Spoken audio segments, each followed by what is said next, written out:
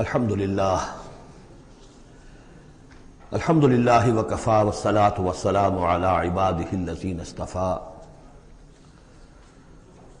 خصوصا علی افضلهم وخاتم النبیین محمد الامین وعلی آلہ وصحبہ اجمعین اما بعد فقد قال اللہ تبارک وتعالی کما ورد فی سورة المدثر اعوذ باللہ من الشیطان الرجیم بسم اللہ الرحمن الرحیم یا ایہا المدثر قم فانذر وربک فکبر وثیابک فطہر والرجز فاہجر ولا تمنن تستکثر ولربک فاصبر صدق اللہ العظیم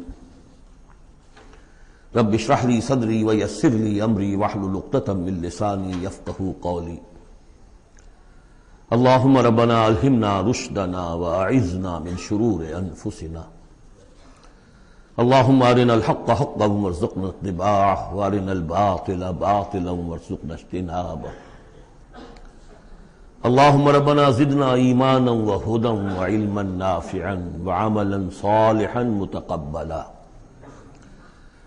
اللہم ربنا آنس وحشتنا فی قبورنا وارحمنا بالقرآن العظیم اللہم اجعلہ لنا اماما ونورا وہدا ورحمہ اللہم ذکرنا منہ ما نسینا وعلمنا منہ ما جہلنا وارزقنا تلاوتہ آناء اللیل واطراف النہار واجعلہ لنا حجتا یا رب العالمین آمین۔ سورۃ المدثر کے بارے میں ایک روایت یہ بھی ہے کہ اس کی جو پہلی 7 آیات ہیں یہ پہلی وحی ہے جو حضور پر نازل ہوئی، اور یہ ایک چونکہ صحابی کی رائے ہے لہذا اس کا ذکر کرنا مناسب ہے، لیکن یہ کہ یہ کنسنسس جس پر ہے وہ یہی ہے کہ یہ پہلی نہیں ہے بلکہ پہلی وحی جو آپ پر آئی وہ سورہ علق کی ابتدائی 5 آیات ہیں۔ مغالطہ اس وجہ سے ہوا ہے کہ سورہ علق کہ نزول کے بعد جو اس کی آیات ہے شروع کی 5 اور اغلباً سورہ نون کی پہلی 7 آیات، پھر سورہ مزمل کی 10 آیات، ان کے نزول کے بعد پھر کچھ وقفہ رہا ہے۔ اس وقفے کے دوران جو ہے حضور پر خاصی طبیعت کے اندر بے چینی کی کیفیت طاری رہی، آپ چاہتے تھے کہ جلد از جلد یہ قرآن نازل ہو، لیکن اللہ تعالیٰ کی اپنی ایک مشیت تھی، اپنی حکمت کے تحت اس نے اس کا نظام بنایا تھا۔ اسی دوران میں اللہ تعالیٰ نے حضرت اسرافیل کو حضور کی تعلیم پر معمور کر دیا تھا، یعنی تعلیم جو ہے حضور کی وہ دنیاوی طریقے سے نہیں ہوئی کہ کسی کے سامنے زانو تلمس طے کیا ہو، الف باتا سیکھا ہو اور پھر اس کے بعد کتابیں پڑھی ہو، نہیں، اس اعتبار سے آپ امی محض تھے، دی ان لیٹرڈ ون۔ ہم یہ نہیں کہیں گے کہ آپ معاذ اللہ ثم معاذ اللہ جاہل تھے، نہیں، لیکن یہ کہ آپ نے اس طریقے سے تعلیم حاصل نہیں کی تھی جیسے کہ دنیا میں ہوتی ہے، لیکن یہ کہ شوق جو قرآن مجید کا آپ کو تھا اس کی وجہ سے آپ کو جلدی، اور جب یہ وقفہ ہوتا تھا تو بہت شام گزرتا تھا، اور تعلیم اس دوران میں ہو رہی ہے حضرت اسرافیل کے ذریعے۔ پھر وہ واقعہ پیش آیا جو پہلے بھی میں آپ کو بتا چکا ہوں کہ حضور فرماتے ہیں کہ اپنی اسی شش و پن میں جبکہ مجھ پر صدمے کی کیفیت تھی، میں ایک روز غار حرا سے نیچے اتر رہا تھا کہ آواز آئی یا محمد۔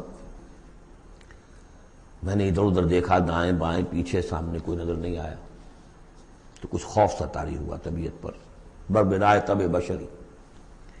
تھوڑی دیر چند قدم آگے گیا، پھر یا محمد، پھر وہی کیفیت ہوئی میرے ساتھ، اب زیادہ تشویش لاحق ہو گئی، کوئی نظر نہیں آ رہا، پکار رہا ہے کوئی۔ تیسری مرتبہ یا محمد کہا تو اچانک آپ کی نگاہ اٹھی تو حضرت جبرائیل، وہی فرشتہ کہ جو غار حرا میں آیا تھا، اس کو آپ نے دیکھا کہ وہ پورے افق پر اس طریقے سے ہے کہ پورا افق اس سے بھر گیا ہے، اصل ملک کی صورت میں دیکھا۔ غار حرا میں کس کیفیت میں آیا تھا یہ بعد میں آپ کو بتاؤں گا، لیکن یہ کہ وہ مشابہت تو ایسی تھی کہ حضور نے پہچان لیا کہ یہ وہی فرشتہ ہے جو غار حرا میں آیا تھا، لیکن یہ کہ شکل یہ بالکل مختلف، یہ اصل ملک کی شکل تھی جس کو دیکھا ہے آپ نے ان آنکھوں سے۔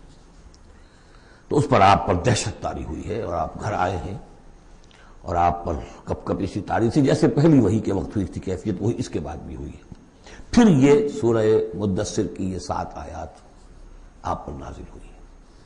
تو اس حوالے سے یہ پہلی وحی ہے، لیکن پہلی وحی ہے پہلی فترت کے بعد، پہلا وقفہ جو ہوا وحی کے اندر، اس کے بعد پہلی وحی ہے۔ اور اس سے جیسا کہ میں آپ کو بتا چکا ہوں آغاز ہوتا ہے حضور کی رسالت کا، جبکہ سورہ علق سے آغاز ہوا ہے حضور کی نبوت کا۔ آغاز نہیں کہنا چاہیے، ظہور ہوا ہے۔ نبی تو پیدائشی طور پر نبی ہوتا ہے، لیکن ظہور کا وقت ہوتا ہے جبکہ پھر وحی کا آغاز ہو۔ تو ظہور نبوت جو ہے وہ ہے سورہ علق کی آیات سے، اور یہ ہے در حقیقت کہ جس سے کہ آپ کی رسالت کا آغاز ہوا۔ اس کا جوڑا تھا سورہ مزمل، وہ ہم نے رات پڑھ لیا۔ کم سے کم یہ چیز دیکھ لیجئے کہ ان دونوں کا بھی آغاز بالکل یا ایھا المزمل یا ایھا المدثر، اے کمبل میں لپٹ کر لیٹنے والے اور اے لحاف میں یا کسی اور کپڑے میں لپٹ کر لیٹنے والے، قم، وہاں بھی قم یہاں بھی قم، اب کھڑے ہو جاؤ۔ وہاں قیام اللیل، یہاں قیام النہار کہہ لیجئے اس کو۔ وہ رات کا قیام تھا، یہ دن کا قیام ہے۔ اس رات کے قیام سے آپ کے اندر روحانی ترقی کو بڑھانا مقصود تھا، تاکہ جو بھاری بوجھ آپ کے کندھوں پر یہ سورہ مدثر کی آیات کے حوالے سے آنے والا ہے، اگرچہ آپ معراج انسانیت میں پہلے سے فائز تھے، وَإِنَّكَ لَعَلَىٰ خُلُقٍ عَظِيمٍ، یہ تو ہم سورہ نون میں پڑھ چکے، لیکن یہ کہ اس بوجھ کو اٹھانے کے لیے عام انسانی اخلاق سے بھی بلندتر روحانی طاقت کی ضرورت تھی، اور وہ اسی طریقے سے پیدا ہو سکتی تھی کہ یہ قرآن مجید کو آپ خود کوٹ کر اپنے اندر اس کو داخل کیجئے، جذب کیجئے۔ رتل القرآن ترتیلا، ہیمر اٹ ڈاؤن۔ حالانکہ کتنا قرآن اس تک نازل ہوا تھا، مطلب repeat repeat and repeat and repeat, جیسے آپ زور زور سے کسی چیز کو ہیمر کرنے کے لیے ٹھوک رہے ہیں تو اس کو ہیمر کرتے ہیں۔ تو میں تو یہی لفظ استعمال کرتا ہوں، قرآن کو hammer it down into your heart, آپ کے دل میں، آپ کے پورے وجود میں یہ سرات کر جائے، جس کو اقبال نے خوبصورتی سے کہا، چوں بجاں در رفت جاں دیگر شود، جب جان کے اندر یہ قرآن سرایت کرتا ہے۔ اب یہ جو سورہ مدثر ہے، اس میں البتہ اس کی پہلی 3 آیات بڑی اہم ہیں، اور اس کو اچھی طرح سمجھ لیجئے۔ ایک ایک آیت کو سمجھیے، یا ایھا المزمل یا ایھا المدثر، ان دونوں سے ایک بات سمجھ لیجئے کہ حضور کی زندگی کا ایک خاص دور ہے جو ان کے پس منظر میں ہے، جب آپ پر غور و فکر کا، سوچ بچار کا غلبہ ہو گیا تھا۔ آپ ایک بڑے عملی انسان تھے، میں آپ کو بتا چکا ہوں، بچپن اسرت میں گزرا ہے، پھر لڑکپن اور پھر اور جو ہے جس کو ہم کہتے ہیں ایڈولسنس، وہ بھی سخت مشقت میں گزری ہے۔ پھر آپ نے کاروبار کیا ہے تو ایک سمجھیے کہ ملازم کی حیثیت سے یا عامل کی حیثیت سے کیا ہے، سرمایہ آپ کے پاس تو تھا نہیں، سرمایہ دوسروں کا ہوتا تھا۔ پھر ایسا ہوا ہے کہ اللہ تعالیٰ نے حضرت خدیجہ رضی اللہ تعالیٰ عنہا کا جو رجحان پیدا کر دیا، شادی ہو گئی، تو کم سے کم یہ کہ دنیاوی اعتبار سے، مالی اعتبار سے آپ اب اطمینان بخش صورت پیدا ہو گئی۔ پھر آپ نے کاروبار کیا، کھل کر کاروبار کیا، لیکن اچانک حضرت عائشہ صدیقہ فرماتی ہیں جب آپ کی عمر شریف 40 برس کے لگ بھگ ہوئی تو آپ کے اندر خلوت گزینی محبوب ہو گئی، حبب الیہ خلا، ملنا جلنا اب طبیعت مائل نہیں ہے۔ پہلے ہم کہہ سکتے ہیں کسی طور سے ایکسٹروورٹ انداز بھی تھا، لیکن اب اس کا وہ بیلنسنگ پارٹ آ رہا ہے انٹروورٹ کا، اب غور و فکر اندرونی۔ میرے نزدیک ایک ہی فرد نوع بشر ہے جو کلیتاً بیلنسڈ ہے انٹروورٹ اور ایکسٹروورٹس کے درمیان، اور وہ محمد الرسول اللہ ہے، ایک ہی۔ بہرحال اس پر جو دور آیا سوچ بچار کا، تو جو آپ غار حرا میں جا کر بیٹھتے تو کیا کرتے تھے؟ الفاظ حدیث میں آئے ہیں، حضرت عائشہ سے جو منقول ہے، کان یتحنث فی، وہاں کچھ عبادت کرتے تھے۔ اب عبادت کیا کرتے تھے؟ تو شارحین حدیث کا اس پر اتفاق ہے کہ کان تحنثہ تعبدہ فی غار حرا التفکر والاعتبار، غور و فکر، سوچ بچار، یہ کیا ہے، معاشرے کی حالت کیا ہے، اخلاقی زوال کی انتہا ہے، اس پر غور و فکر کہ اسی عرصے میں پھر وحی آئی. اس پر ایک اور، اس غور و فکر پر ایک تشویش، ایک بوجھ، ایک ذمہ داری کا احساس. یہ دو چیزیں جب مل گئیں تو اب آپ کی طبیعت میں جب کسی شخص کے اوپر اس طرح سے تفکر کا غلبہ ہو جائے، متفکر ہو جائے وہ، اور وہ پھر کہیں کمبل لیا لیٹ گئے، کہیں اور اسی طریقے سے، تو یہ جو سوچ بچار کا دور تھا اس کی گویا کہ تعبیر کی گئی یا ایھا المزمل قوم، اب کھڑے ہو جاؤ. یہ سوچ بچار کا دور اب ختم ہو جانا چاہیے. اب آپ کی عملی زندگی کا آغاز ہے. یا ایھا المدثر قم، وہ قیام اللیل، یہ قیام النہار. قیام النہار میں جو آپ کے ذمہ رسالت کی ذمہ داری ہے وہ کیا ہے؟ قم فانذر، خبردار کرو.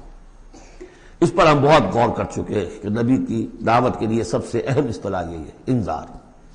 سورہ انعام سے شروع ہو گیا تھا، قل اوحی الی ھذا القرآن لانذرکم بہ ومن بلغ، کہہ دیجئے یہ قرآن مجھ پر وحی کیا گیا ہے تاکہ میں اس کے ذریعے سے تمہیں خبردار کروں.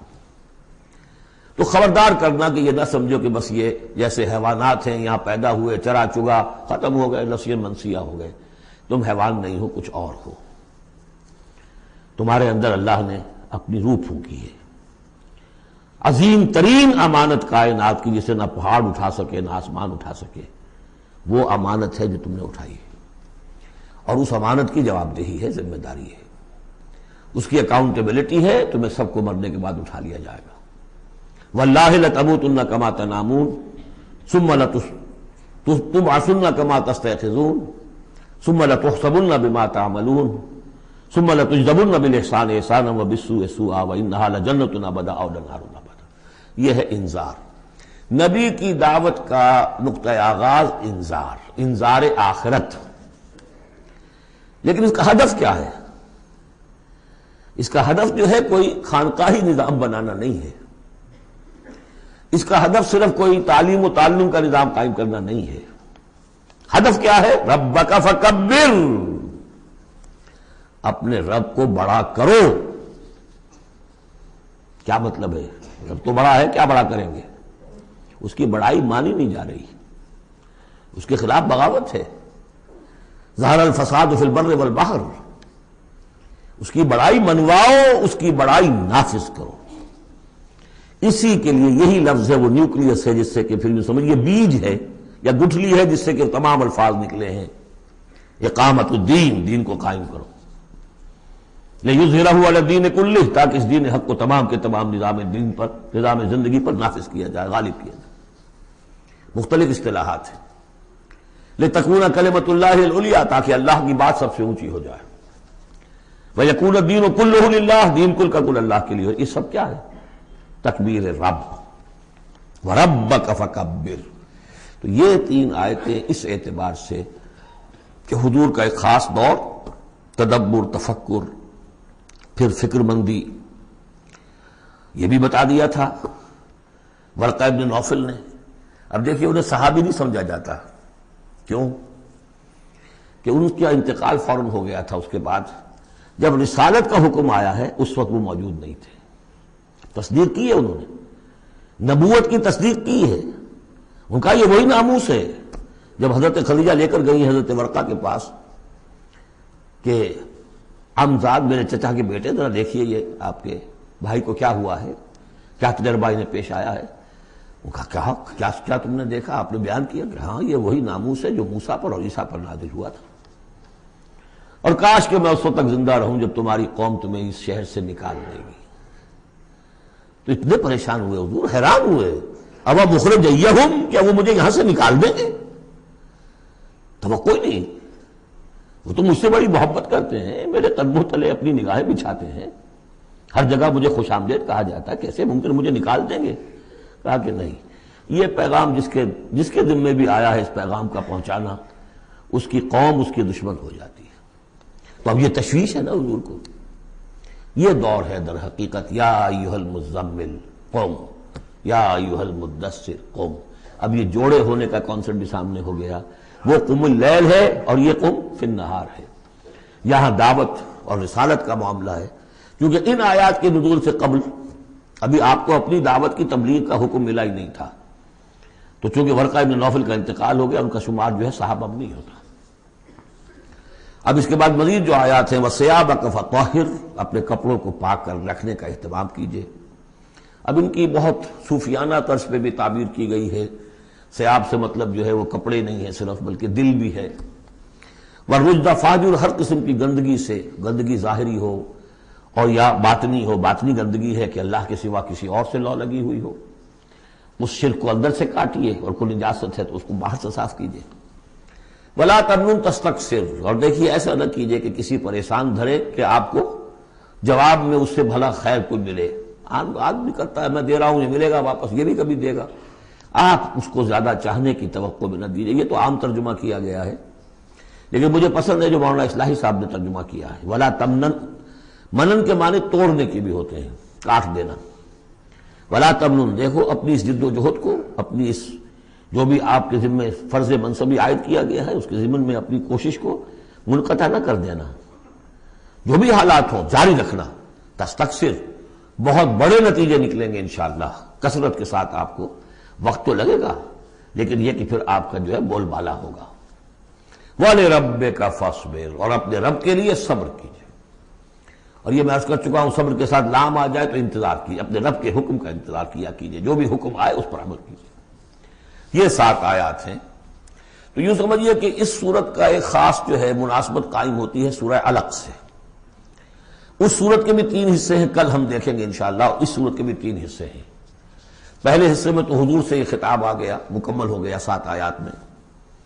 اب اس کے بعد 3 آیات میں قیامت کا نقشہ کھینچا گیا۔ فَإِذَا نُقِرَ فِي النَّاقُورِ، جب سور میں پھونکا جائے گا، فَذَلِكَ يَوْمَئِذٍ يَوْمٌ عَسِيرٌ، تو وہ دن بہت سخت دن ہوگا۔ عَلَى الْكَافِرِينَ غَيْرُ يَسِيرٌ، کافروں پر وہ ہلکا نہیں ہوگا۔ یہ وہی دن ہے جس کے بارے میں سورہ مزمل میں ہم پڑھ چکے ہیں۔ یوم یجعل الولدان شیبا السماء منفطر بہ، پھٹ پڑنے کو ہے آسمان اس کے ساتھ، اور وہ دن ایسا ہے کہ جو بچوں کو بوڑھا کر دے گا۔ اور تیسرا حصہ وہی ذرنی، جیسا کہ سورہ مزمل میں بھی ہم دیکھ چکے، سورہ نور میں بھی دیکھ چکے۔ وَذَرْنِي وَمَنْ خَلَقْتُ وَحِيدًا، چھوڑیے مجھ کو اور اس کو جس کو میں نے بنایا ہے اکلوتا، اکیلا۔ اس کے بارے میں اجماع ہے کہ یہ آیات جو ہیں ولید بن مغیرہ کے لیے نازل ہوئی۔ بڑی جائیدادیں تھیں اس کی دونوں شہروں میں، قریتین عظیم، جو ایک مکہ اور ایک طائف، ٹوین سٹیز تھی، اور اس کی جائیداد، اس کے باغات، پیسے بہت، اللہ نے اولاد بہت دی تھی۔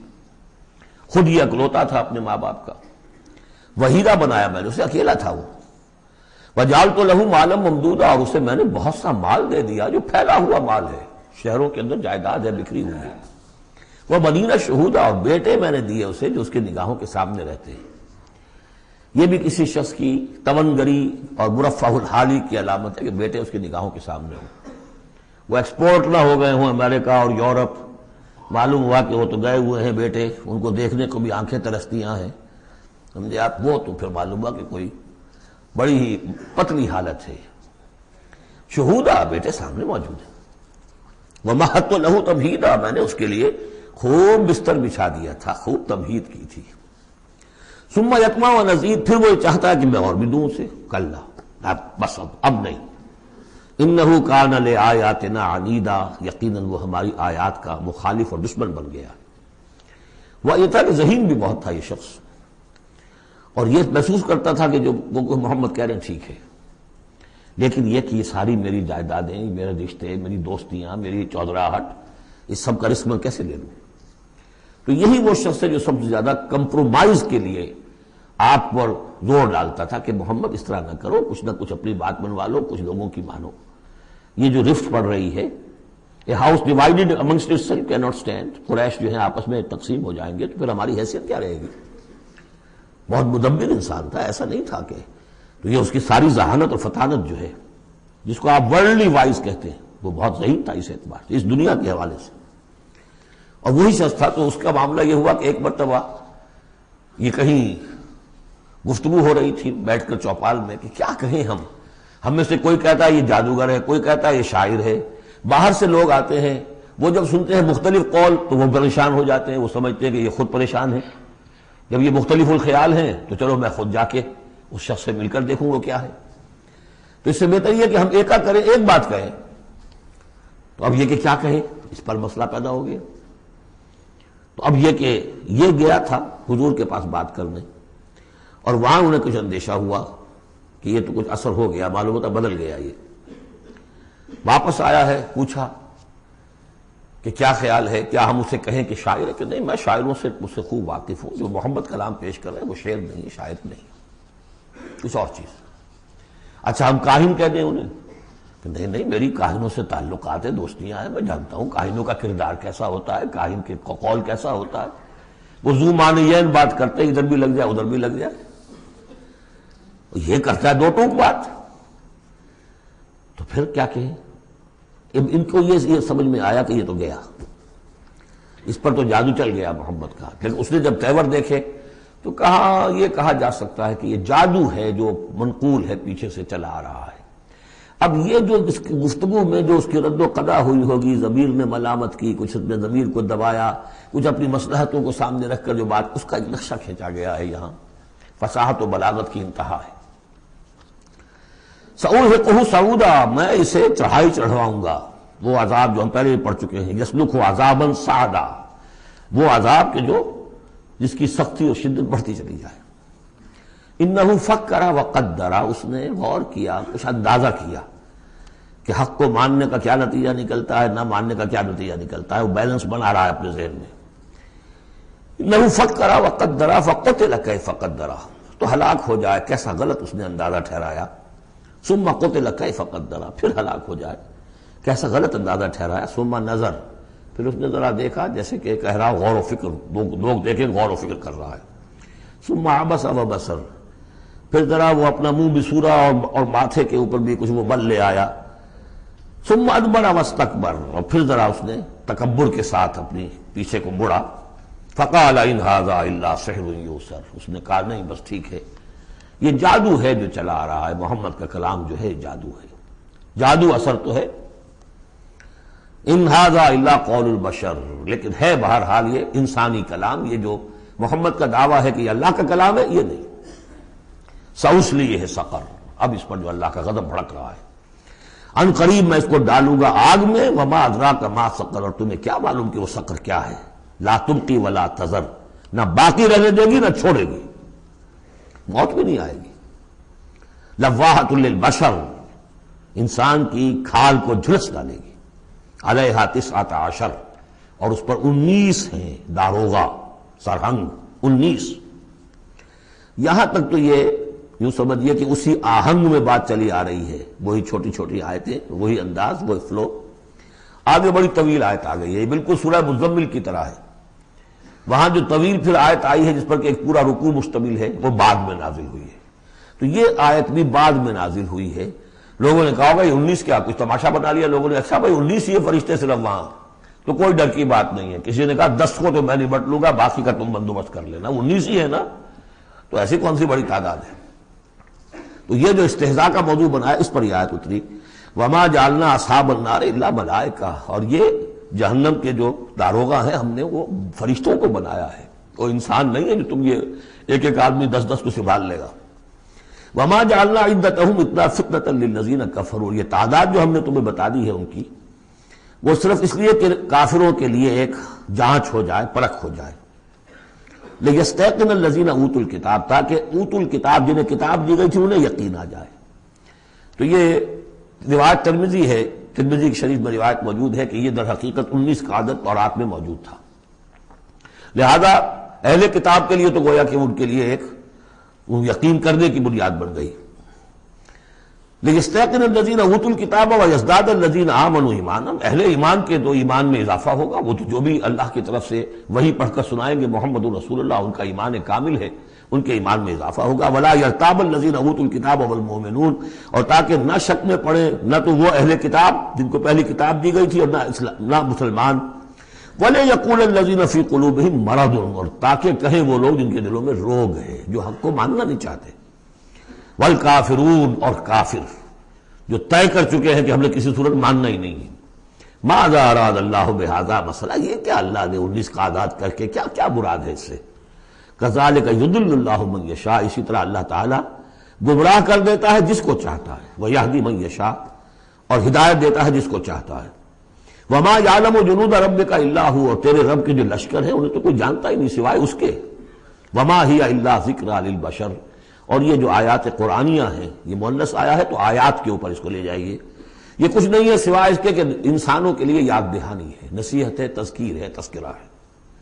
اب یہ 31ویں آیت تھی کہ جو اتنی لمبی تھی، وما جعلنا اصحاب النار الا ملائکہ سے شروع ہو کر یہ صاحب بتا رہا ہے کہ اس کا اسلوب مختلف ہے، یہ یا مدنی دور کی ہے یا یہ کہ بہرحال یعنی یوں سمجھیے کہ ہجرت سے متصل قبل کی، جیسے وہ آیت میں آپ کو بتا چکا ہوں.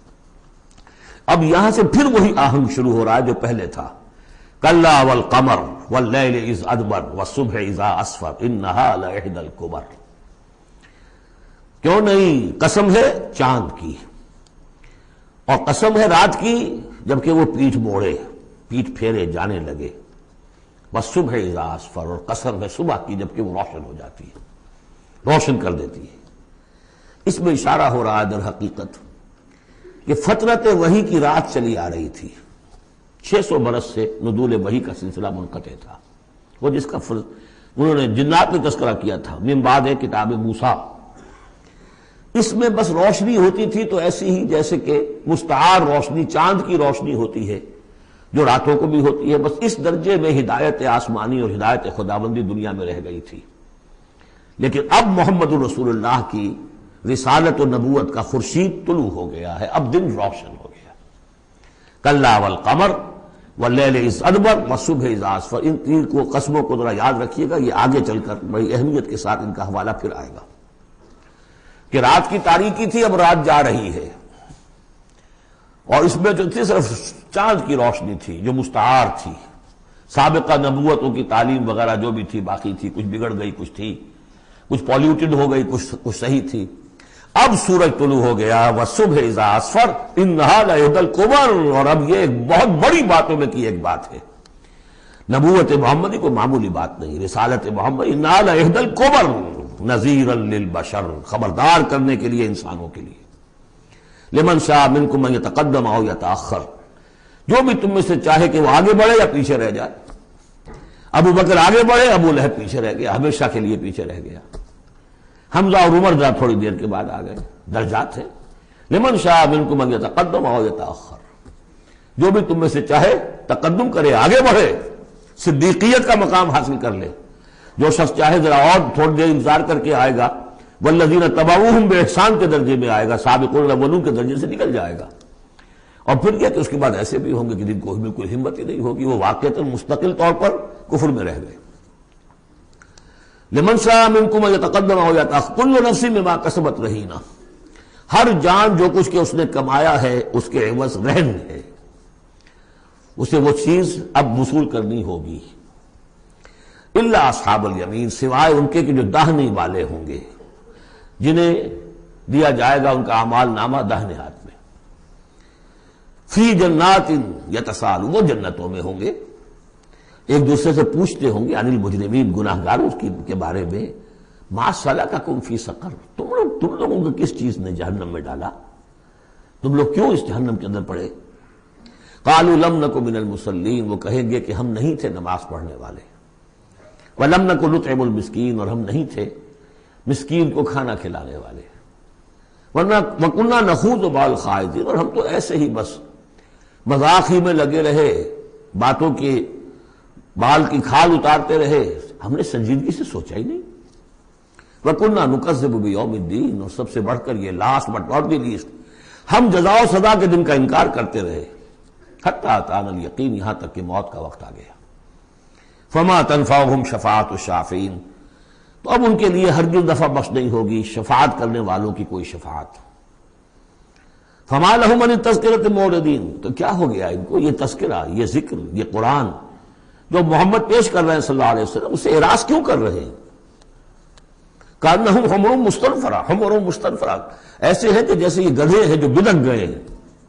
فرت من قسورہ، شیر کو دیکھا ہو، کبھی آپ نے دیکھا ہوگا ٹیلی ویژن وغیرہ پر، تو افریقہ کا نقشہ دکھایا جاتا ہے کہ ذرا شیر کی آہٹ دیکھتے ہیں اور پھر زیبرے جس طرح بھاگتے ہیں دمڑ دمڑ دمڑ کرتے ہوئے، ان کا پورا غول جو ہوتا ہے، تو وہ نشان، وہ ہے اصل میں کہ یہ لوگ جو ہے اس طریقے سے کانہم حمر، تو زیبرے بھی گدھے ہی ہیں نا.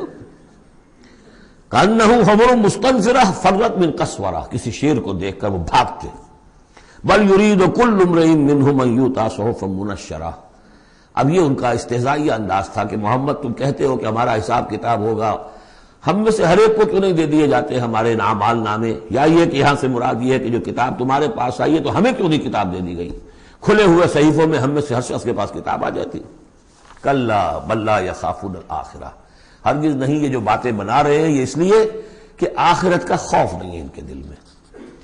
جب آخرت کا خوف نہ رہے تو جو باتیں چاہو بناؤ. جیسے وہ کہتے ہیں کہ بے حیا باس و ہر چے خواہی کن، ایک دفعہ حیا کا پردہ اٹھا دو پھر جو چاہو کرو. کلا انہ تذکرہ، ہرگز نہیں، یہ تو بس ایک یاد دہانی ہے، نصیحت ہے. فمن شاء ذکرہ، جو چاہے اس سے نصیحت اخذ کر لے. وما یذکرون الا ان یشاء اللہ، اور یہ نہیں اس سے نصیحت اخذ کر سکیں گے کوئی بھی مگر یہ کہ اللہ چاہے. ہوا اہل التقوی و اہل المغفرہ، وہ ڈرنے کے لائق بھی ہے اور وہی مغفرت کا مجاز بھی ہے، جس کو چاہے وہ مغفرت کر سکتا ہے. اہل التقوی و اہل المغفرہ، یہ ہے سورہ مدثر. اب آگے چلیے، جوڑا آ رہا ہے سورۃ القیامہ اور پھر اس کا جوڑا ہے سورۃ الدہر. بسم اللہ الرحمن الرحیم. لا اقسم بهذا البلد وانت لا اقسم بیوم القیامہ ولا اقسم بالنفس اللوامہ ایحسب الانسان ان لن نجمع عظامہ. یہ سورت جو ہے بہت ہی حسین اور بہت منفرد سمجھیے کہ نمائندہ ایک سورت ہے قرآن مجید کی. اس کا جو خطاب کا انداز ہے، جو میں نے شروع میں آپ کو جو انٹروڈکٹری لیکچرز دیے تھے، کہ اس کا اسلوب جو ہے وہ خطابت کا ہے. قرآن کو ہم کہہ سکتے ہیں کہ it's a collection of divine orations، اللہ تعالیٰ کے خطبات، مجموعہ خطبات الہیہ.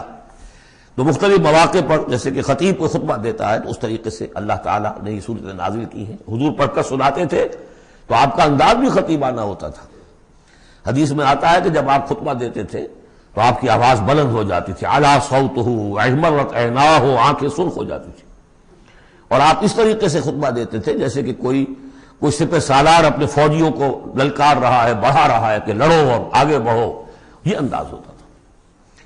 تو اس طرح کا خطبہ اس میں آپ دیکھیں گے ابھی بات ایک طرف ہو رہی ہے، ابھی کسی اور طرف ہو گئی، کبھی کسی تحویل الخطاب، اس کے لیے بہت.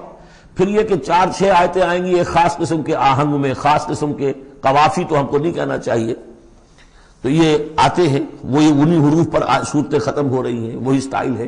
پھر کوئی سٹائل بدلے گا، پھر 4-6 صورتیں اس دوسرے انداز کی ہوگی، پھر 4-6 تیسرے انداز کی ہوگی. تو یہ آپ صورت جو ہے فصاحت و بلاغت میں بھی فلو بے انتہا ہے اور خطیبانہ انداز، اور اس میں تحویل الخطاب. پس منظر میں کیا ہے کہ وہ لوگ ہیں کہ جو انکار کریں کوئی قیامت نہیں ہو سکتی. کیسے ممکن ہے کہ جبکہ انسان مر چکے ہوں گے اور مٹی ہو جائیں گے پھر اٹھا دیا جائے؟ یہ ممکن نہیں ہے. تو اس کا جواب ہے جو دیا جا رہا ہے. لا اقسم بیوم القیامہ، لا یہاں پر ان کے خیالات کی نفی نہیں، میں قسم کھاتا ہوں قیامت کے دن کی. تمہیں شک ہے اور مجھے اتنا یقین ہے کہ میں قسم کھا رہا ہوں قیامت کے دن کی. ولا، اور پھر نہیں، اقسم بالنفس اللوامہ، میں قسم کھاتا ہوں نفس لوامہ کی. نفس لوامہ کون سا نفس انسان میں جسے ہم ضمیر کہتے ہیں، کانشنس، ملامت کرنے والا بھی. مائی کانشنس از بائٹنگ می، میرا ضمیر مجھے ملامت کر رہا ہے. کوئی آپ برا کام کرتے ہیں تو ضمیر اندر سے کچھ شے ہے، تو کیوں ہے یہ؟ اگر کوئی نیکی نہیں، بدی نہیں، تو یہ اندر کی خرش کیوں ہو جاتی ہے؟ اور اگر یہ نیکی ہے اور بدی ہے تو کوئی اس کا نتیجہ نکلنا چاہیے کہ نہیں؟ یعنی پہلی آیت جو ہے وہ تو اسی طرح کی ہے جیسے سورہ تغابن میں ہم نے پڑھا تھا، قل بلا وربی لتبعثن ثم لتنبؤن بما عملتم. اس میں دلیل کوئی نہیں ہے، اذعان ہے. ایک شخص اپنے یقین کو دلیل کے طور پر پیش کر رہا ہے اور یہ اس پر سارا دار و مدار ہے. کون شخص ہے؟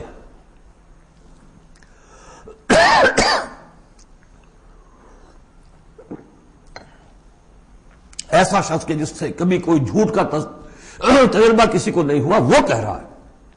سیرت و کردار جو ہے محمد رسول اللہ کی، وہ گویا کہ دلیل کی حیثیت رکھتی ہے اس قول کے پیچھے. لا اقسم بیوم القیامہ ولا اقسم بالنفس اللوامہ، یہ تمہارے اندر موجود ہے قیامت کی دلیل، تمہارا ضمیر، تمہارا کانشنس. ایحسب الانسان ان لن نجمع عظامہ، کیا انسان یہ گمان کرتا ہے ہم اس کی ہڈیاں جمع نہیں کر سکیں گے؟ بلا قادرین، کیوں نہیں، ہم پوری طرح قادر ہیں علی ان نسوی بنانا، یہاں کننا محذوف سمجھنا چاہیے، بلا کننا قادرین علی ان نسوی بنانا، بس کہ ہم اس کی ایک ایک پور کو برابر کر دیں گے۔ بل یرید الانسان لیفجر امامہ، اصل سبب جو ہے آخرت کے انکار کا وہ یہ ہے کہ انسان چاہتا ہے کہ فسق و فجور جس کا عادی ہو گیا اسے جاری رکھے، حرام خوری چھوڑنی نہیں، جس عیش کا خوگر ہو گیا ہوں اس کو چھوڑ نہیں سکتا، قیامت کو مانوں گا تو پھر دیکھنا پڑے گا کیا غلط ہے کیا صحیح ہے، کیا جائز ہے کیا ناجائز ہے۔ اس لیے جیسے کہ بلی کو دیکھ کر کبوتر آنکھ بند کر لے، اب ظاہر بات ہے کہ وہ بلی تو نہیں ختم ہو جائے گی، در حقیقت یہ قیامت سے آنکھیں چراتے ہیں، آنکھیں بند کر رہے ہیں، اس لیے کہ انہیں پتا ہے کہ ہم نے کیا آگے بھیجا ہے اور آگے بھی کرنے کا وہی ارادہ ہے۔ بل یرید الانسان لیفجر امامہ یسأل ایان یوم القیامہ، پوچھتا ہے بڑے استہزائی انداز میں، اچھا جی کب ہوگا یہ قیامت کا دن؟ تو جواب بھی اسی انداز میں ہے، یوم ہم علی النار یفتنون کی طرح۔ فرمایا فاذا برق البصر، جب وہ قیامت آئے گی نگاہیں چدھیا جائیں گی، خسف القمر، چاند بے نور ہو جائے گا، یا یہ کہ چاند دھس جائے گا سورج کے اندر، وجمع الشمس والقمر، اور سورج اور چاند یکجا کر دیے جائیں گے۔ یہ جو ہے کشش ثقل کا جو باہمی ثقل ہے ان کروں کا، اس کے نظام میں ذرا سی کہیں گڑبڑ ہو اور پھر تو یہ سب کے سب ایک دوسرے سے ٹکرائیں گے۔ فَإِذَا بَرِقَ الْبَصَرُ وَخَسَفَ الْقَمَرُ وَجُمِعَ الشَّمْسُ وَالْقَمَرُ يَقُولُ الْإِنسَانُ يَوْمَئِذٍ أَيْنَ الْمَفَرُّ، یہی انسان اس دن کہے گا ہے کوئی جگہ بھاگ جانے کی؟ کلا، نہیں، لا وزر، کوئی ٹھکانہ نہیں ہے۔ الی ربک یومئذ المستقر، اس دن تو تمہیں اپنے رب ہی کے حضور میں جا کھڑے ہونا ہے۔ یُنَبَّأُ الْإِنسَانُ یومئذ بما قدم وأخر، اور جتلا دیا جائے گا انسان کو اس دن جو کچھ اس نے آگے بھیجا ہوگا جو پیچھے چھوڑا ہوگا۔ ہم اعمال نیک ہوں یا بد ہوں اس کا کچھ حصہ آگے بھیج دیتے ہیں اپنی زندگی میں، کچھ اس کے پیچھے جو اثرات چلتے ہیں اس کا حساب بھی بعد میں جاری رہتا ہے، وہ ڈیبٹ کریڈٹ جو ہے ہمارے کھاتے میں ہوتا رہے گا۔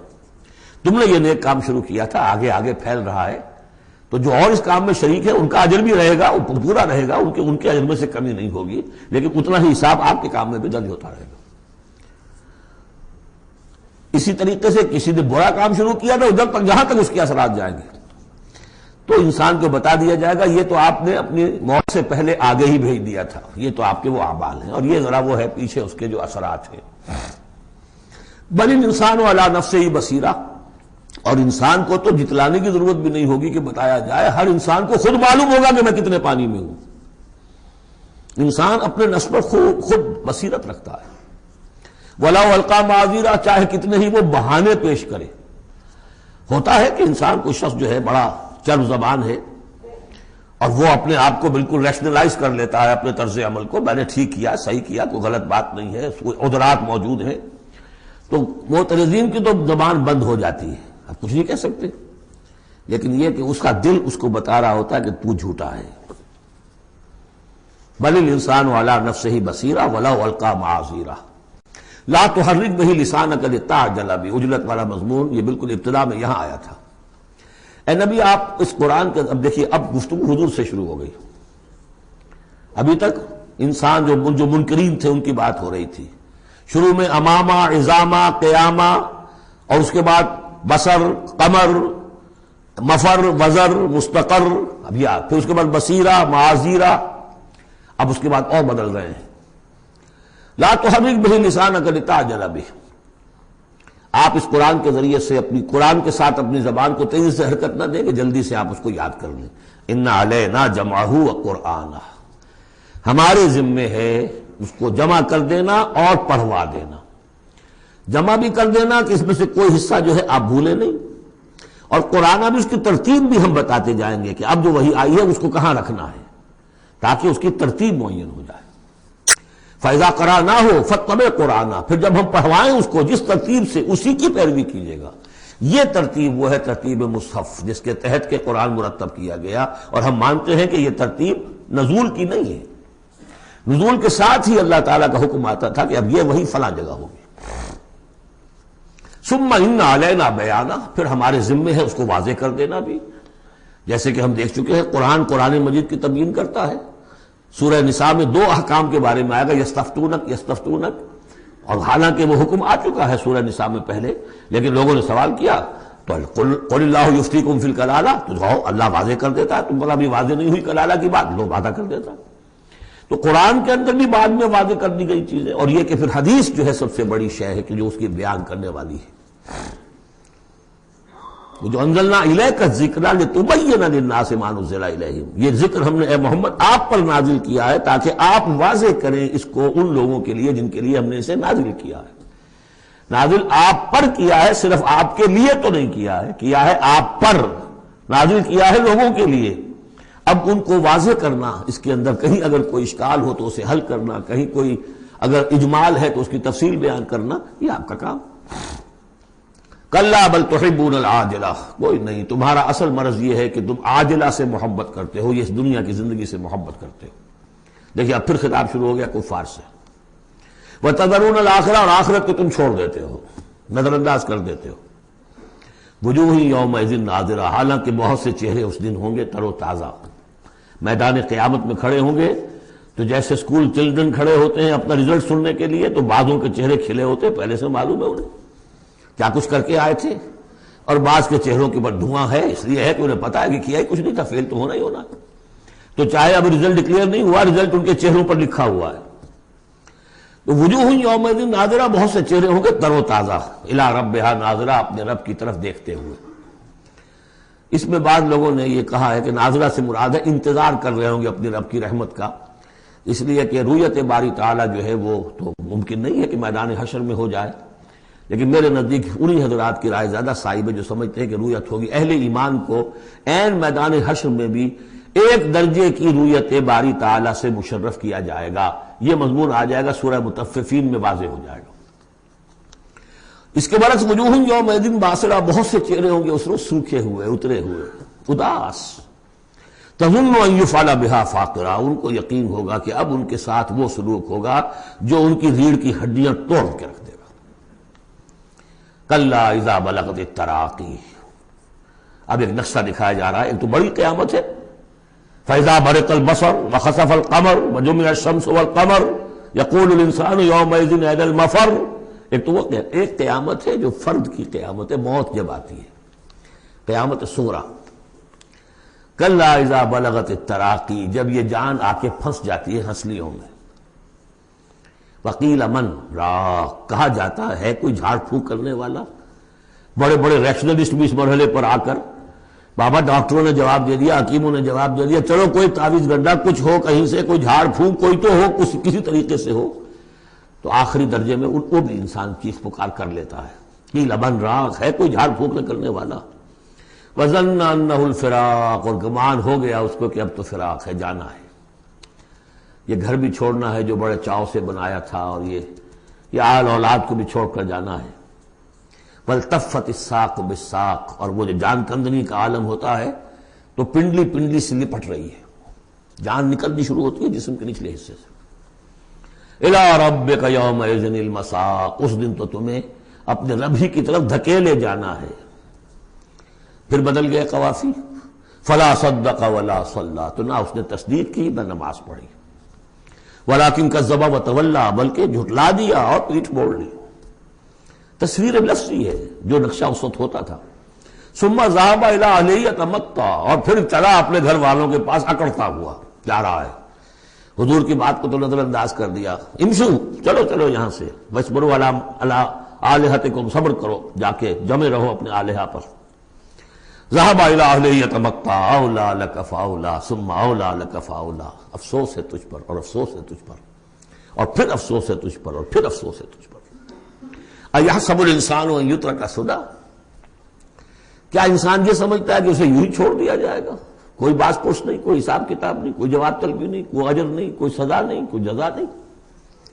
الم یکن نطفۃ من منی یمنی، کیا نہیں تھا وہ ایک گندے پانی کی بوند جو ٹپکائی گئی؟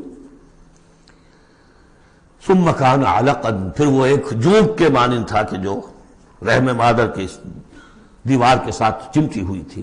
علقۃ فخلق فسوی، پھر اسی کو اس نے بنایا، اسی میں نقش و نگار بنا دیے، اسی میں آنکھیں آ گئیں، اسی میں کان آ گئے، اسی میں کیا کیا بنایا۔ فی ظلمات ثلاث، تین پردوں کے اندر۔ فجعل منہ الزوجین، اسی سے بنا دیے، کسی کو نر کسی کو مادہ، کسی کو مؤنث کسی کو مذکر۔ الیس ذلک بقادر علی ان یحیی الموتى، عقل کے اندھو یہ سوچو وہ ہستی جو یہ سب کچھ کر رہی ہے وہ اس پر قادر نہیں ہوگی کہ مردہ کو زندہ کر دے؟ جو تمہارا مشاہدہ ہے گندے پانی کی ایک بوند سے، افلاطون بھی اسی سے آ گیا، اور بقراط بھی، اور سقراط بھی، اور ظاہر بات ہے انبیاء بھی وہیں سے آئے ہیں۔ کہاں سے آئے ہیں؟ ایک ہی استثناء ہے نا حضرت عیسیٰ علیہ السلام کا، باقی تو سب کہاں سے آئے؟ وہیں سے آئے۔ سارے اولیاء اللہ کہاں سے آئے؟ وہیں سے آئے۔ گندے پانی کی بوند، اس سے کیا کچھ وہ بناتا ہے؟ تو تمہارا یہ خیال ہے کہ وہ مردہ کو زندہ نہیں کر سکے گا، اتنا عاجز ہو گیا۔ افعینا بالخلق الاول بل ہم فی لبس فی الخلق من خلق جدید۔ اس کے بعد جیسا کہ یہ سوال ہے، بلا کیوں نہیں؟ پروردگار یقیناً الیس ذلک بقادر بلا نشہد انک قادر علی ان تحیی الموتى، ہم اس پر گواہ ہیں۔ سورۃ الدہر۔ اب دیکھیے جس مضمون سے سورہ قیامہ ختم ہوئی تھی، جوڑا وہاں سے شروع ہو رہا ہے۔ الم یکن نطفۃ من منی یمنی ثم خلق فسوی، یہ آپ نے دیکھ لیا۔ اب دیکھیے بسم اللہ الرحمن الرحیم، هل اتى على الانسان حین من الدہر لم یکن شیئا مذکورا، کیا انسان پر نہیں آیا تھا ایک وقت ایسا بھی، اس دہر میں سے، اس زمانے میں سے انسان نکلا ہے نا۔ قلزم ہستی سے تو ابرا ہے مانند حباب، تو قلزم ٹائم، اس ٹائم کا بھی ایک بہت بڑا سمندر ہے، اسی سے ہم ابل کر آئے ہیں۔ هل اتى على الانسان حین من الدہر لم یکن شیئا مذکورا، قابل ذکر شے ہی نہیں تھا وہ، کوئی پسند کرتا ہے اس کا ذکر کرنا؟ اب کیا کرے، قرآن میں تو لفظ آتا ہے، اس کو ہمیں ترجمہ کرنا پڑتا ہے، ورنہ ظاہر بات ہے کہ آدمی پسند بھی نہیں کرتا کہ اس کا ذکر کیا جائے۔ اس چیز سے لم یکن شیئا مذکورا، وہ شے جو زبان پہ لانے کے لائق نہیں ہے، اس سے پیدا کیا گیا۔ انا خلقنا الانسان من نطفۃ امشاج، ہم نے انسان کو پیدا کیا ہے ملے جلے نطفے سے۔ اب بتائیے کہ اس کو کیا سمجھا ہوگا پہلے، جبکہ معلوم نہیں تھا۔ امشاج ملا جلا، مرد کی طرف سے سپرمیٹوزون آ رہا ہے، ماں کی طرف سے اووم آ رہا ہے، ان دونوں کے اجتماع سے پھر وہ زائگوٹ وجود میں آتا ہے، نبتلی ہے، اور پھر اس کو ہم مختلف ادوار میں سے گزار رہے ہیں، نطفہ اور علقہ اور مضغہ، ہم الٹتے پلٹتے رہے اسے، یا اس کا یہ مطلب یہ بھی ہے کہ ہم نے یہ تخلیق کی ہے اسے جانچنے کے لیے، پرکھنے کے لیے، ابتلا کے لیے۔ فَجَعَلْنَاهُ سَمِيعًا بَصِيرًا، پھر ہم نے اس کو بنا دیا سننے والا، دیکھنے والا۔ اِنَّا هَدَيْنَاهُ السَّبِيلَ، اور پھر ہم نے اسے راہ سجھا دی۔ فطرت کے اندر وہ راہ کی ہدایت موجود ہے، ایمان ہے ہماری روح کے اندر۔ هَدَيْنَاهُ السَّبِيلَ، ہم نے وہ راستہ دکھایا ہوا ہے اس کو، اندھا بہرا نہیں بھیجا دنیا کے اندر، ایک اسے ظاہری آنکھ دی ہے، ایک باطنی آنکھ بھی دی ہے، اسے روح پھونکی ہے اس میں۔ اِنَّا هَدَيْنَا السَّبِيلَ، اور اس کے بعد اس کو آزادی دے دی، اما شاکرا و اما کفورا، چاہے تو شکر گزار بن کر زندگی گزارے اور چاہے ناشکرا ہو کر۔ البتہ ان دونوں حالتوں میں انجام مختلف ہوگا۔ اِنَّا أَعْتَدْنَا لِلْكَافِرِينَ سَلَاسِلَ وَأَغْلَالًا وَسَعِيرًا، کافروں کے لیے ہم نے تیار کر رکھی ہے زنجیریں اور طوق اور دہتی ہوئی آگ۔ اس کے برعکس ان الابرار یشربون من کاس کان مزاجھا کافورا، ہمارے نیکوکار بندے جو ہوں گے وہ پیئیں گے اس پیالے میں سے جس میں کافور کی ملونی ہوگی، شراب طہور اور اس میں کافور ملی ہوئی۔ عین یشرب بہا عباد اللہ یفجرونہا تفجیرا، اور یہ چشمہ ہوگا جس کے پاس بیٹھ کر، جس کے کنارے بیٹھ کر پیئیں گے اللہ کے بندے، اور وہ اس چشمے کو جس طرح چاہیں گے اپنے اپنے علاقوں کے اندر اس کی شاخیں نکال کر لے جائیں گے۔ یوفون بالنذر، وہ نذر کو پورا کرتے ہیں۔ وَيَخَافُونَ يَوْمًا كَانَ شَرُّهُ مُسْتَطِيرًا، اور ڈرتے رہتے ہیں اس دن سے جس کا کہ شر پھیل جانے والی شے، قیامت کا دن۔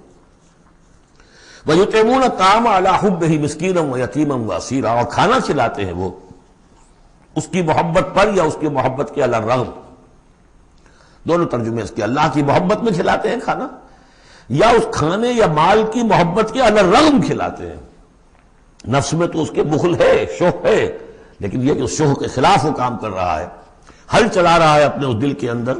متصدقین ان المصدقین والمصدقات واقرضوا اللہ قرضا حسنا، مسکینا و یتیما و اسیرا، مسکین کو، یتیم کو اور اسیر کو۔ انما نطعمکم لوجہ اللہ، یہ بھی کہتے جاتے ہیں ہم آپ کو یہ کھانا کھلا رہے ہیں صرف اللہ کو راضی کرنے کے لیے، لا نرید منکم جزاء ولا شکورا، آپ سے ہمیں نہ کوئی بدلہ چاہیے یہاں تک کہ شکریہ بھی نہیں چاہیے، ہم تو جو کام کر رہے ہیں صرف اپنے رب کو راضی کرنے کے لیے۔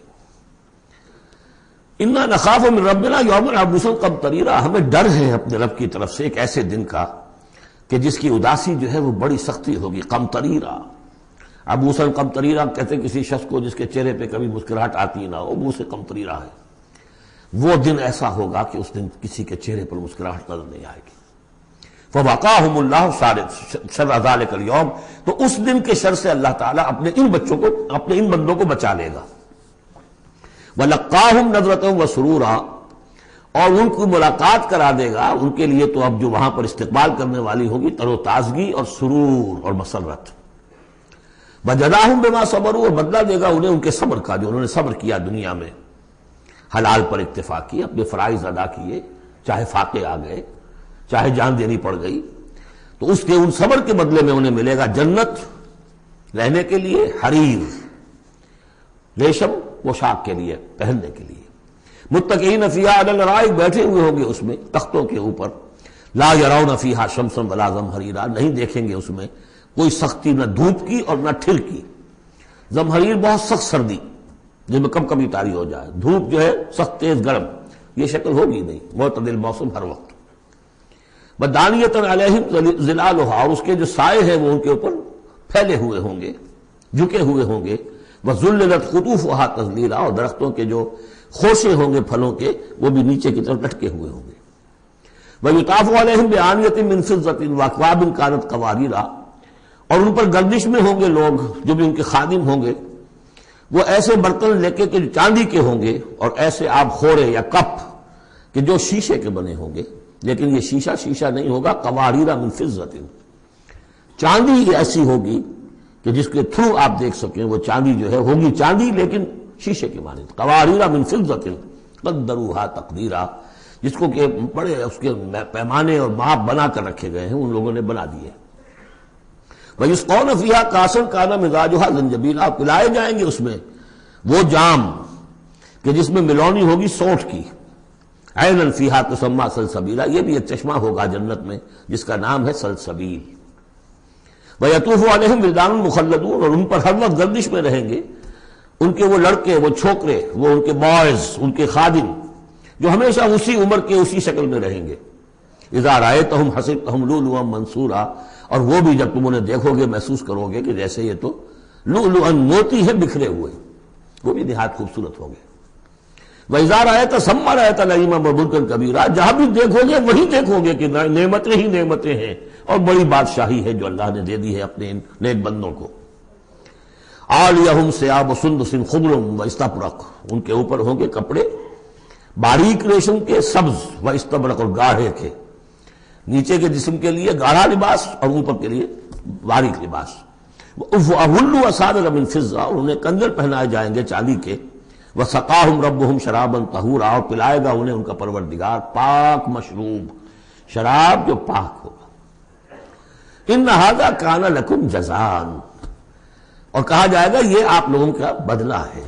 وَكَانَ سَعْيُكُمْ مَشْكُورًا، اور یقیناً آپ کی جد و جہد، آپ کی بھاگ دوڑ دنیا میں جو آپ نے کی اللہ کے لیے، اللہ کے دین کے لیے، وہ سفل ہوئی، مقبول ہو گئی، اس لیے آپ کو یہ چیزیں بدلے میں ملی۔ اِنَّا نَحْنُ نَزَّلْنَا عَلَيْكَ الْقُرْآنَ تَنزِيلًا، اے نبی ہم نے آپ پر اس قرآن کو اتارا ہے بطرز تنزیل، تھوڑا تھوڑا کر کے۔ فَاصْبِرْ لِحُكْمِ رَبِّكَ، بس انتظار کیجئے اپنے رب کے فیصلے کا، یعنی آپ جلدی نہ کیجئے، یہ وہاں اس کے مقابلے میں آ گیا۔ وَلَا تُحَرِّكْ بِهِ لِسَانَكَ لِتَعْجَلَ بِهِ إِنَّ عَلَيْنَا جَمْعَهُ وَقُرْآنَهُ، ہم نے اسے بطور تنزیل ہی نازل کرنا ہے، تو آپ ذرا انتظار کیا کیجئے ربی کا۔ وَلَا تُطِعْ مِنْهُمْ عَاصِمًا أَوْ كَفُورًا، اور یہ جو کشاکش اب شروع ہو رہی ہے اس میں بھی آپ کو بہت صبر کرنا پڑے گا، نہ صرف قرآن کے لیے صبر کرنا پڑے گا ان تمام اس سارے کشاکش میں، لیکن یہ کہ آپ کسی گناہگار اور ناشکرے کی بات سنیے ہی نہ، ان کی باتوں پر دھیان ہی نہ دیجیے۔ وَاذْكُرِ اسْمَ رَبِّكَ بُكْرَةً وَأَصِيلًا، اور اپنے رب کے نام کی مالا جپا کیجیے صبح شام۔ وَمِنَ اللَّيْلِ فَاسْجُدْ لَهُ، اور رات کے ایک حصے میں اس کے لیے سجدہ کیا کیجیے۔ وَسَبِّحُوا لَيْلًا طَوِيلًا، اور رات کے بڑے حصے میں تسبیح کیجیے۔ یہ وہی حکم چلا رہا ہے ابھی، ابتدائی دور کا ہے چونکہ، ابتدائی دور میں تو یہ نمازیں 5 وقتہ نہیں تھے، سارا معاملہ رات ہی کا تھا۔ سورہ مزمل سے چلا آ رہا ہے معاملہ، قم اللیل الا قلیلا نصفہ وانقص منہ قلیلا او زد علیہ ورتل القرآن ترتیلا، تو لیلا طویلا۔ بعد میں جب 5 وقتہ نماز کا نظام آ گیا، پھر اب اس کو مختصر کر کے تہجد، اور وہ بھی سب کے لیے نہیں، وہ بھی حضور کے لیے فرمایا نافلۃ لک ومن اللیل فتہجد بہ نافلۃ لک، حضور کے لیے تو وہ بھی بمنزلہ فرض تھی، لیکن باقی لوگوں کے لیے نفل ہے، وہ جو چاہیں کریں، لیکن حضور کے لیے بھی وہ نفل جو ہے وہ فرض کے حکم میں ہے، یعنی نفلی فرض ہے، وہ اضافی فرض ہے کہ باقی سب نمازیں فرض ہیں ہی ہے، ایک اضافی فرض ہے آپ کے لیے نافلۃ لک، باقی سب کے لیے وہ نفل ہے۔ ان ہؤلاء یحبون العاجلۃ ویذرون وراءہم یوما ثقیلا، یہ لوگ اصل میں دنیا کو دنیا سے محبت کرتے ہیں۔ دیکھیے وہی مضمون آ گیا جو سورہ قیامہ میں، کلا بل تحبون العاجلۃ وتذرون الآخرہ وجوہ یومئذ ناظرۃ الی ربہا ناظرہ۔ ان ہؤلاء یحبون العاجلۃ ویذرون وراءہم یوما ثقیلا، یہ محبت کرتے اس عاجلہ سے، اس نقد زندگی سے، فوری زندگی کو، اور چھوڑے بیٹھے ہوئے ہیں جو ان کے پیچھے ایک بڑا بھاری دن آنے والا قیامت کا دن، اس کا تصور نکالا ہوا ہے۔ یوما یجعل الولدان شیبا السماء منفطر بہ وراءہم یوما ثقیلا، جو ان کے پیچھے بھاری دن ہے۔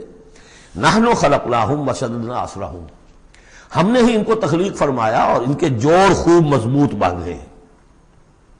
وَإِذَا شِئْنَا بَدَّلْنَا أَمْثَالَهُمْ تَبْدِيلًا، جب چاہیں گے ان جیسے اور لے آئیں گے ان کو بدل کر۔ مجھے تیسرا مقام ہے کہ جس سے دلیل یہ ملتی ہے کہ جب باعث بادل موت ہوگا تو ہم جیسے ہمارا جسم ہے ویسا ہی جسم ہمیں دیا جائے گا۔ باقی وہ مفہوم بھی اس میں لوگ نکالتے ہیں کہ اللہ چاہے تو کسی ایک قوم کو ہٹائے دوسری کو لے آئے، لیکن میرے نزدیک چونکہ تخلیق کے ساتھ ہے یہ، اس لیے نحن خلقناہم وشددنا اسرہم، پہلے جو ہم نے بنایا ان کے جوڑ بند ہم نے مضبوط کیے ہیں۔ وَإِذَا شِئْنَا بَدَّلْنَا أَمْثَالَهُمْ تَبْدِيلًا، ایسے ہی اور بنائیں گے۔ ان هذه تذکرہ، یقیناً یہ تو ایک یاد دہانی ہے، نصیحت ہے۔ فمن شاء اتخذ الى ربہ سبیلا، تو جو چاہے اپنے رب کی طرف، اپنے پروردگار کی طرف راستہ اختیار کر لے، سلوک، اللہ کی طرف سلوک، سیر الی اللہ، اللہ کی طرف آگے بڑھنا، تقرب الی اللہ، سیر الی اللہ، سلوک الی اللہ، مختلف اصطلاحات ہیں۔ وما تشاءون الا ان یشاء اللہ، اور تمہارے چاہے کچھ نہیں ہو سکتا جب تک کہ اللہ نہ چاہے۔ ان اللہ کان علیما حکیما، یقیناً اللہ تعالی سب کو جاننے والا ہے، کمال حکمت والا۔ یدخل من یشاء فی رحمتہ، وہ داخل کرے گا اپنی رحمت میں جس کو چاہے گا۔ اب اس میں یشاء کا فاعل یہ بھی ہو سکتا ہے جو چاہے گا کہ داخل ہو، یعنی جو ہم نے سورہ بنی اسرائیل میں پڑھا تھا، ومن کان یرید الآخرۃ ومن اراد الآخرۃ وسعى لها سعيها وهو مؤمن، جس شخص نے آخرت کو اپنا اصل مقصود بنا لیا اور اس کے لیے محنت کی ویسی جیسی کہ اس کے لیے محنت کی جانی چاہیے اور وہ مومن ہو، فاولئک کان سعیہم مشکورا، ان کی سعی اور جہد جو ہے اللہ کے ہاں قبول ہوگی۔ تو دونوں اس کے ترجمے ہو سکتے ہیں، اللہ چاہے گا، اور ظاہر بات ہے کہ کوئی بھی کام ہو چاہے اس دنیا کا ہو آخرت کا ہو، ان دونوں مشیتوں کے ملنے سے ہوتا ہے۔ میں نے چاہا کہ اس شے کو اٹھاؤں، اللہ کا اذن ہوا تو میں اٹھا سکتا ہوں، ورنہ نہیں۔ تو کوئی کام بھی ہم نہیں کر سکتے۔ میں نے آپ سے عرض کیا تھا اہل سنت کے ہاں ہمارے اعمال بھی مخلوق ہیں اللہ کے، واللہ خلقکم وما تعملون، اللہ نے تمہیں بھی پیدا کیا اور جو تمہارے عمل ہیں ان کو بھی پیدا اللہ کرتا ہے۔ ہم کاسب اعمال ہیں اپنے نیت اور ارادے کی وجہ سے، لیکن خالق اعمال اللہ ہی ہے۔ وما تشاءون الا ان یشاء اللہ ان اللہ کان علیما حکیما یدخل من یشاء فی رحمتہ والظالمین اعد لهم عذابا علیما، باقی رہ گئے ظالم، گناہگار، مشرک، ان کے لیے تو اس نے خوب تیار کیا ہوا ہے بہت ہی دردناک، المناک، تکلیف دہ عذاب۔